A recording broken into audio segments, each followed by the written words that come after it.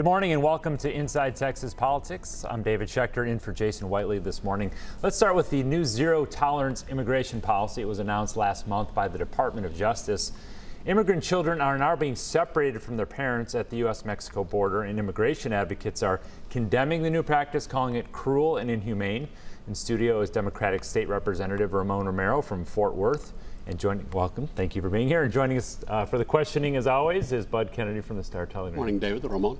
Good to see you, Bud. I want to get it started by kind of framing this from the perspective of, I think some people would say we need to have tough policies at the border and protect our borders, and separating families sends a strong message that that when you come here, you're going to be dealt with, very firmly. Mm-hmm. How do you see that? I think that Attorney General Sessions absolutely said that yesterday with his statements. He said that, this is the law. And if you come across the border, in his eyes, illegally, there's going to be a price to pay for it. I think that we have to look at this as a bigger picture, as a region, and understand that migration patterns have happened this way for a long time. People migrate for two main reasons: if they're hungry or if they fear for their life. And the folks that are coming to our border fear for their lives for one reason or another, and they're here to seek asylum. And I think that what's happening in the separation of families is absolutely inhumane. And we've read so many stories this week about it being torture and how torture is defined. What is inhumane about it, just to state that? I think that what the general public needs to understand, what the American public needs to understand right now is, do we really know how these families are being separated? Do we know what an ICE officer is doing when he takes that baby from that mother? Is it forcible? Do we know? Is it humane? We don't know. But what we do know is that trauma affects people in a very severe way. And when families are separated for months on end, no one knows their child like the mother. No one knows their child like a father does. And if that child has special needs, and at certain ages, we know that can really affect a baby in a really rough way. We've heard situations where babies are crying so much that finally an ICE officer might say, okay, enough is enough, here, let me go take you with your mother. What's happening? We don't know. When a U.S. senator goes to a detention center and he says, someone tells him, you can't come in, what's being hidden? Ramon, what is the alternative? At one point, a couple of years ago, when children were coming from Central America, the families arriving at the border, if you were from Mexico, you were given a hearing date and released. Yeah. But children from Central America were kept in some sort of foster care. What's the alternative now? Well, I think that, there's a lot been made about that these are Obama-era policies, that Obama allowed this to happen. And I think that because of the fact that we don't always know if a child actually belongs to that parent, we have to do our due diligence to make sure that that's the case. But this policy that's gone about today, that's now a current policy of zero tolerance, there's absolute separation. So I think that policy needs to be rejected, and I think Speaker Ryan has said that he too stands with against that policy, and we'll see what happens in Washington.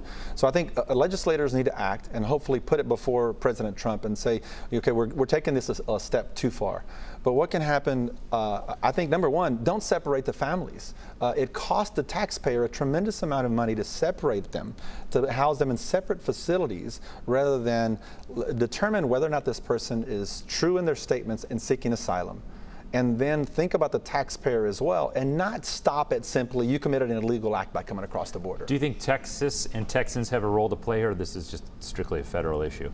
Well, I think we're playing a role whether we like it or not. We are on the southwest border. Health and Human Services, our departments here are going to be asked to house these children in different places, and certainly the rest of the country is going to come to our aid. This problem is not going to stop. And I think that that's something we have to realize. How many more jails do we have to build? How many tents are we going to build? Where are we going to stop? Is it going to be when somebody dies in 100-degree weather in El Paso? Where are we going to stop? We're going to continue to build these. We're going to continue to fund through private prisons. People are not going to stop coming. We need to address the issue, look for the most humane way to address this issue, and also those that we believe are dangerous, send them back. Are they going to be checked to see if they meet Texas standards for foster care in these facilities? The Texas Constitution says, education is for everyone. It's all children have to be educated. Are the school districts going to go in and teach these children? Well, I don't know that the school districts are going to go in and teach in jail facilities. I couldn't answer that question for you, but that's a really good question that Texans and Americans should answer. There's going to be there'll be a huge cost associated with these new policies, not just to, I think about the cost to that officer. Mm-hmm. How many times do you go back into a room and cry after you've separated someone? That's human cost. That's trauma. Post-traumatic stress disorder, we're only beginning to understand how that affects humans and how that affects our surrounding other loved ones. So I think that, you know, this is only the tip of the iceberg now. And I think the sooner that the American public gathers together and creates a big swell, as it's been seen this week, it's going to be better for all of us as Americans. And you mentioned the biblical debate over whether you obey the authorities, and you mentioned the Catholic bishop's position. Well, the Catholic bishops around the country have already stated that they stand against this new zero tolerance policy Sessions and Trump have brought forward now. You know, Sessions' use of Paul in the Bible to explain, and I think the quote was, to obey laws of the government because God has ordained them for the purpose of order. Orderly and unlawful processes are good in themselves to protect the weak and lawful. He used a portion of the Bible. But if you continue to move forward, he also, Paul would quote the one and most important of all our commandments, and that's to love our neighbor as we would love our Lord himself, as we would love him.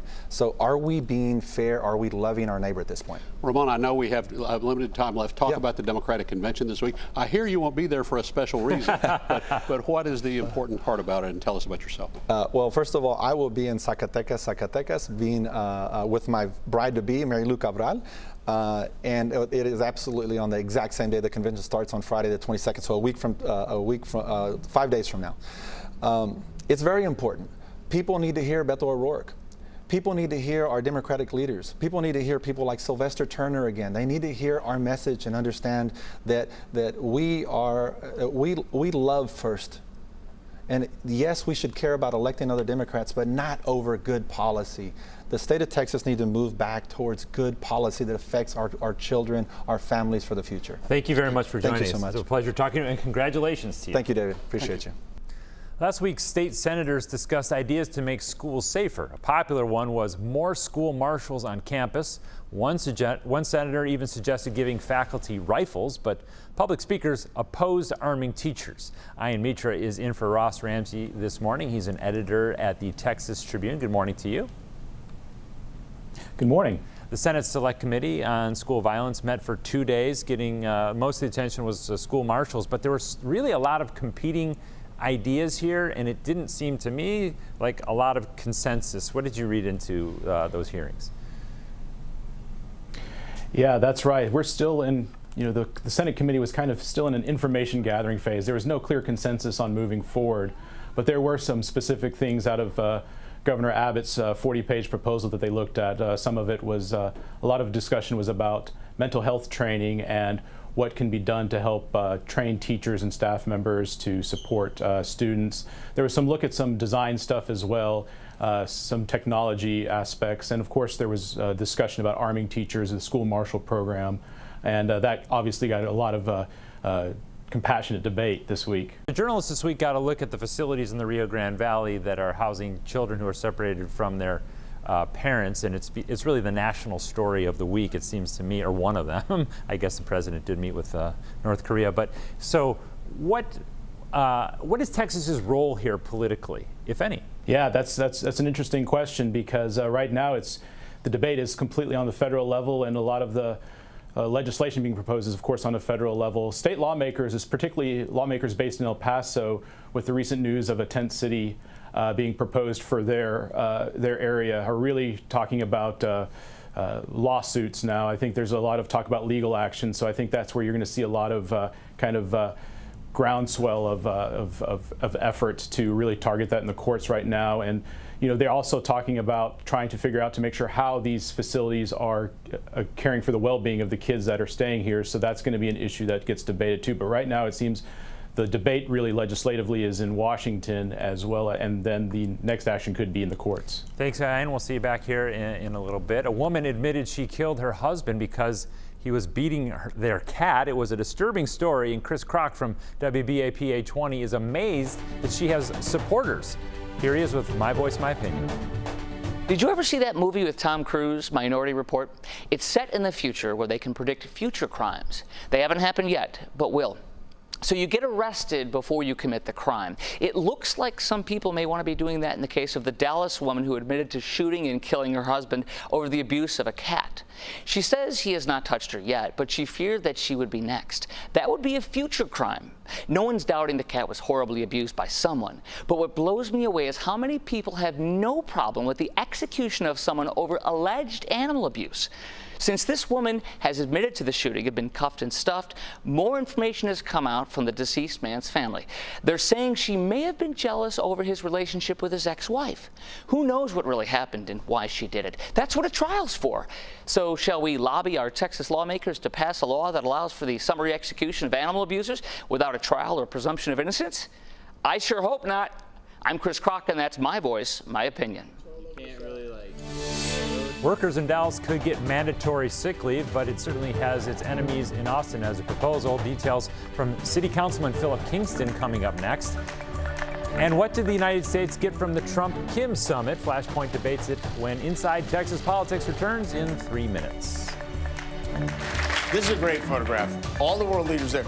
It got to the point where Angela Merkel had to threaten Trump. She said, no dessert unless you eat all your carrots.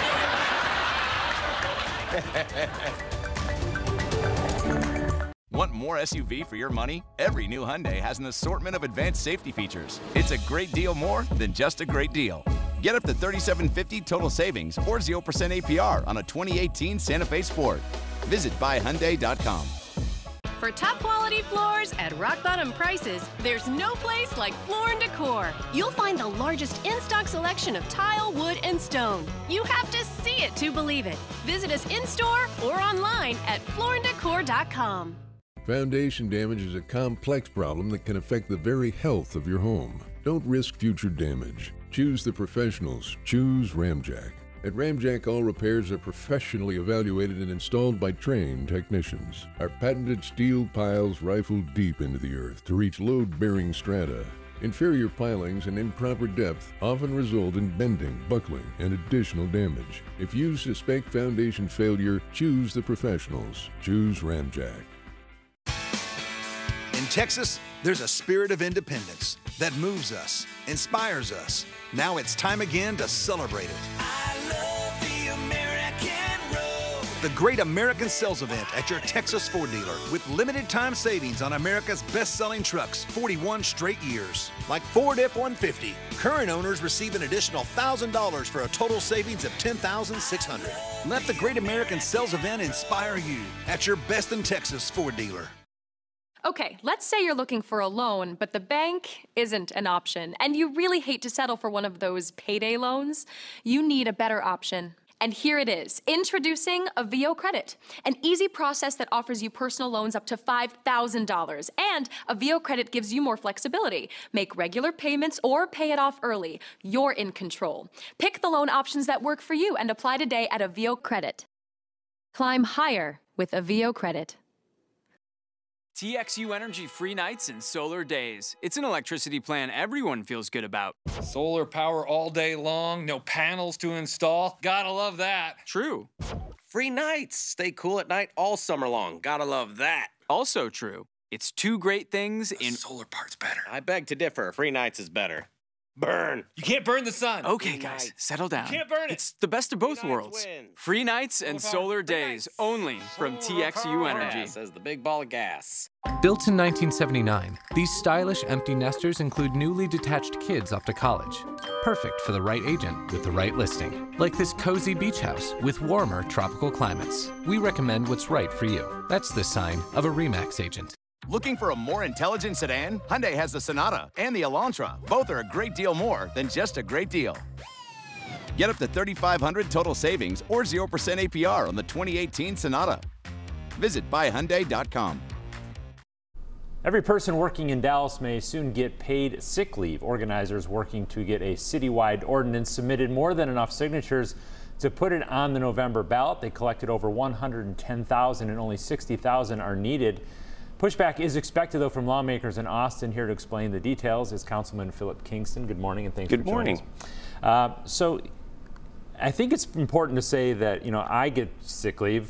You probably get sick leave. Most people, maybe you I don't get sick leave. Oh, so but yeah, low-wage workers and council members don't get sick right, leave. So you're in it together. But really, we're talking about low-wage workers, right? This For sure. Because maybe a lot of people watching this do get sick leave. Why is this important? Why is this being considered? Well, first and foremost, to improve the lives of those low-wage workers. But even for those of us who do get sick leave, not me, right. Low-wage workers care for our elderly, they care for our children, they prepare our food. You do not want them coming to work sick. So what would this say? This says, what, you get a certain number of days? It does, I guess it does say, because they have proposed an ordinance, right, that they want on the ballot. Correct. Which the city council could consider and approve on your own without sending it to the voters. So what does the ordinance say? The ordinance mimics the Austin ordinance that was passed in February. It gives 1 hour of sick leave for every 30 hours worked, up to a maximum of 8 days. But I don't think anybody should be scared of those 8 days. In other jurisdictions where this is a mandatory benefit, the average number of days that a person takes in a year is about 3. Do you have votes for this? Absolutely. So you could pass, you will take this up, you believe, and pass it without going to the voters? No, we absolutely want to go to the voters. Go to the voters. This is what the advocates wanted, is a ballot initiative on the November ballot, which I think is very healthy. It helps train people in democracy, and I don't think the city council is going to want to take that opportunity away from the voters. Plus, it's a demonstration of how popular this benefit is, because as you know, in 2019, the Texas legislature will meet again, and we need to show them that they're taking a severe risk if they intend to preempt this benefit. Well, a lot of businesses are complaining about this. I think maybe not only the restaurant and service industry, but in particular that they have a lot of low-wage workers, and this is an onerous cost to pass along to a business to say, now you need to provide this amount of sick time for a worker, and you're already working with the thin margins that you have inside your restaurant. We estimate that it will be about an average of $240 to $300 per worker per year. If your business can't sustain itself by providing this very simple benefit to the poorest workers in our society, you really shouldn't be in business. Well, but maybe they want to do something different with that $240 or $250, invest in a dishwashing machine, whatever they might, it doesn't mean that is what their priority is. If it results in sick people coming to work, I don't care what their priority is. So what is the next step here? This will come through the city, and then you want it on the ballot. You do not want to take it up in council. Well, we have to take it up in council to send it to the ballot for the voters, but that's what I anticipate. Right now, the city secretary is working in close coordination with county workers to validate, not validate the signatures, but to verify that they're all registered voters. Once that's done, it will come to council on the first voting meeting in August. Councilman, thank you for joining us. We'll be following this one closely. It's very interesting. The summit between President Donald Trump and Kim Jong-un of North Korea was unprecedented, the first time a sitting United States president met with a North Korean leader. But what did the United States get from it? That's being debated this morning in Flashpoint. From the right, Mark Davis of 660 AM, The Answer, and from the left, Rich Hancock from virtualnewscenter.com. Thanks, David, and good Sunday morning, everybody. Well, I'm still walking on a little bit of air following Singapore, and I don't pretend that everything's been solved on the peninsula or they'll be denuclearized by, Monday morning, but it is something. It's better than a month ago when everybody was saber rattling. And Rich, I've heard a lot of people on the left disparage this as if it was like a ribbon cutting at a local mall and nothing to it. In fact, he gave legitimacy to a dictator. I mean, what's your take on the Trump-Kim summit? No, I disagree completely. Something actually comes from a ribbon cutting at the mall. We got nothing from this meeting. North Korea got something from this meeting. They got an end to military exercises in a danger zone, exercises that have been done for all these years because North Korea poses a tangible threat to us and our allies. We gave up on those. That was a good thing, Mark? Well, I tell you what was a good thing is the improvement in the temperature to meet with this guy, and that is going to involve some sucking up and some graciousness that we know he doesn't deserve. That's Trump being Trump. You literally mean to tell me that if Obama had pulled this off, you you wouldn't be, suggesting that he be Pope or something like that?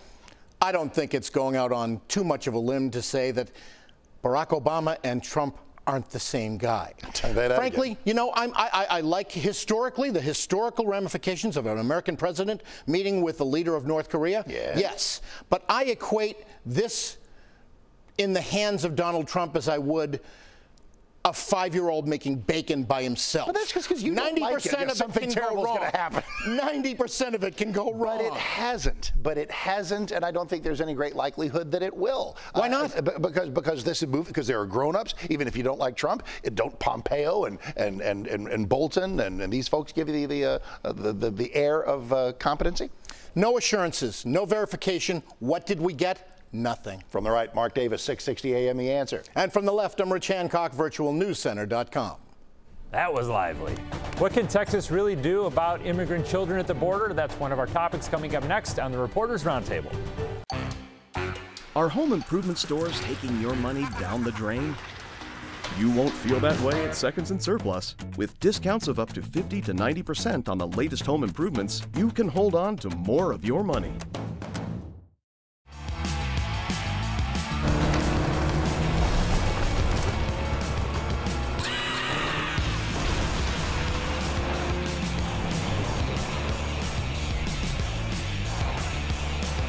Introducing the all-new turbocharged Volkswagen Jetta with best-in-class standard torque and America's best bumper-to-bumper limited warranty.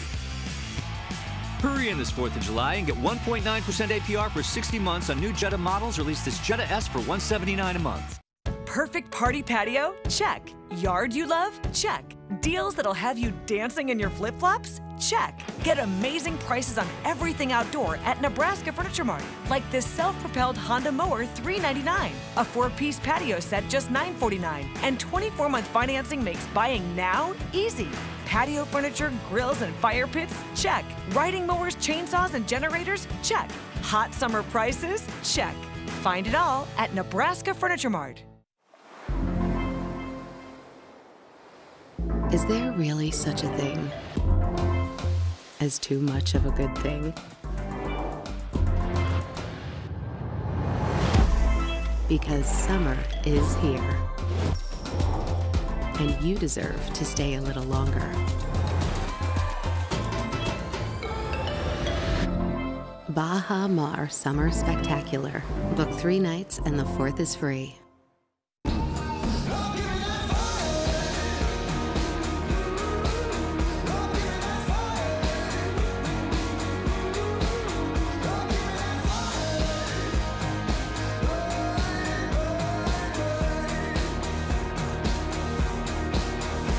The XT5 reviews are in. Texas residents get this low-mileage lease on this Cadillac XT5 from around $349 per month. Plus, Dallas area residents can get an additional $1,000 toward the lease.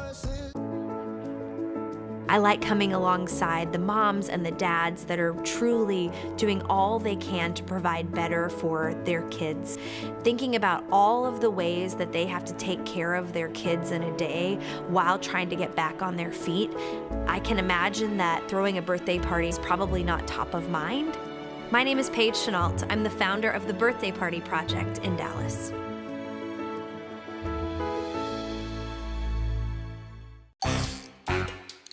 Are home improvement stores making off with your money? You won't feel that way at Seconds and Surplus. With discounts of up to 50 to 90% on the latest home improvements, you can hold on to more of your money. This is Inside Texas Politics with Jason Whiteley on WFAA. We're back now with the Reporters Roundtable. Ian is here. He's joining us once again, and Bud is back, and Bernadine Steptoe, our political producer. Thanks everyone for joining us. I wanted to start with you, Ian. We talked a little about this earlier, but does Texas have a role here to play, do you think, in what's going on the border, separating children, immigrant children from their parents? Well, I think right now the role is coming from the congressional delegation in Texas. I think you're already seeing lawmakers specifically from the El Paso area and also in the Valley area really speaking out on this and really pushing for legislation in Washington, which is coming up soon in the next week about to address this. And then also lawmakers in El Paso are really speaking out about the tent city proposal there.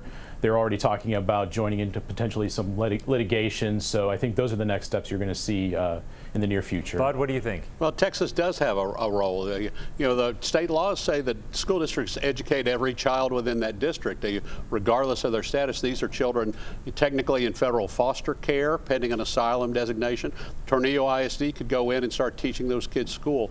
You know, Texas should look at enforcing the public school education laws and the foster care laws of the state of Texas. Bernadine. But presently, immigration is such a hot topic that you're going to see Texas reluctant to join in. However, the backlash from the public is going to continue to grow, and you're going to see them having to do something. And that's the essence of politics. So this week we have coming up, the Democrats are going to be having their convention in Fort Worth. About 9,000 people are expected to be there. Ian, do these things even matter anymore? Well, it depends on who you ask. I think for Democrats and Republicans going to the conventions, it's a great opportunity to go, kind of maybe heal some wounds that came during primary season and really get excited about the names on their ballot. But for most of us, it's just kind of interesting. Just as you know, the Republican convention, we'll see a lot of the statewide speak, and that'll be interesting. And Democrats, you know, we'll see a lot of good speeches. But I think for the most part, it's really about just the attendees really trying to kind of, you know, rally the faithful. Do you think these things have, Bernadine, they have value? Well, absolutely, because what they do, they rally the activists, and they give them an opportunity not only to meet and greet with their elected officials and those who want to be, but it energizes the activists, it energizes the people who will actually do the work, so they're very much needed.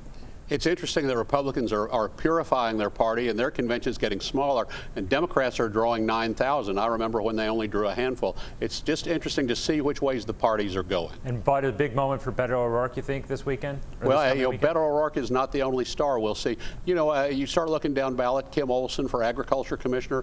You know, if a lot of people get mad at Sid Miller, she could be a potential statewide candidate. But it's really all about a big Beto party, and then really a lot of the people who support Beto will be getting to meet a lot of other Democrats. But don't forget about Lupe. Don't forget about Lupe. And don't forget about this week. It's coming up in just a moment. We would thank you for joining us, and we'll see you next week for ITP. See you later.